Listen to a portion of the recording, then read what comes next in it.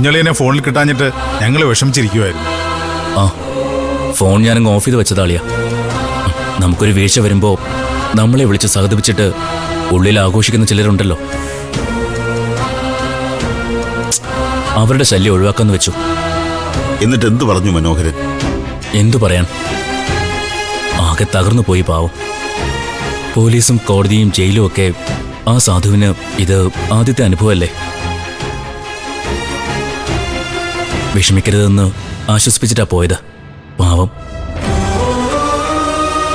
ദേവികയുടെ കാര്യം ഓർത്ത സുധിയേട്ടൻ്റെ അച്ഛന് ഭയം. അച്ഛൻ കൂടി വീട്ടിലില്ലാതായതോടെ ദേവിക അവിടെ തീർത്തു ഒറ്റപ്പെട്ടു. എന്നിട്ടും അത് സ്വന്തം ജീവിതത്തെക്കുറിച്ച് ചിന്തിക്കുന്നില്ലല്ലോ. അത് ഓർക്കുമ്പോഴാ സങ്കടം. എല്ലാറ്റിനും ഒരു നടപടി ഉടൻ ഉണ്ടാവും അച്ഛാ. സബ് ജയിലിൽ മനോഹരന് പ്രശ്നമൊന്നും ഉണ്ടാകില്ലല്ലോ അല്ലേ? ഇല്ല, ജയിൽ സൂപ്രണ്ട് എൻ്റെ ഒരു പരിചയക്കാരനാ. ഞാൻ വിളിച്ചു പറഞ്ഞിട്ടുണ്ട്. അടുത്ത ദിവസം ഒന്ന് കാണാൻ പോണം. ദേവിയും കൂടെ കൊണ്ടുപോകണം അളിയ.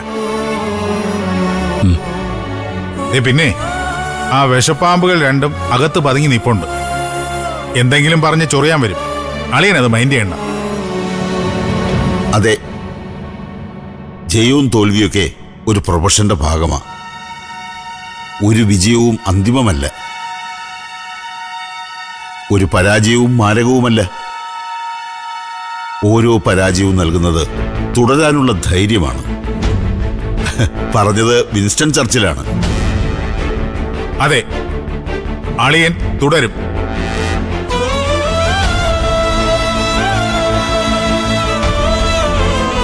നീ പോയി വിശ്രമിക്കും.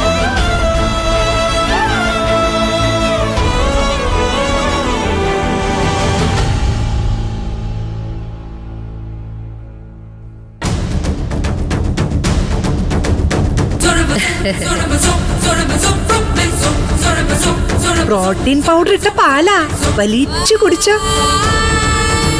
ക്ഷീണം മാറട്ടെ. നല്ലപോണം കലങ്ങിയിട്ടുണ്ടടാ. എനിക്കും നന്നായിട്ട് കലങ്ങിയിട്ടുണ്ട്. അതുകൊണ്ട് ചേച്ചിയും ചന്ദ്രമോളും കൂടി വലിച്ചങ്ങ് കുടിച്ചാ മതി. ആ എന്നാ പിന്നെ ഇതങ്ങ് അടുക്കളയെ കൊണ്ട് അടച്ചു വെച്ചേക്കല്ലേ.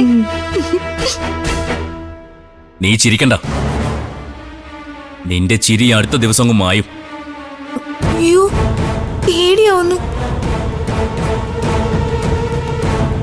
എടാ മോനെ, ഇനി ഇപ്പൊ എന്നെ ചെയ്യൂടെ സിദ്ധു? ആ മനോഹരന്റെ കാര്യം കഷ്ടമായിരിക്കും അല്ലേ. ചേച്ചി കൂടുതൽ അങ്ങ് സഹതപിക്കണ്ട. ചേച്ചിയുടെ ഉള്ളിലെ സന്തോഷം എനിക്ക് കാണാം.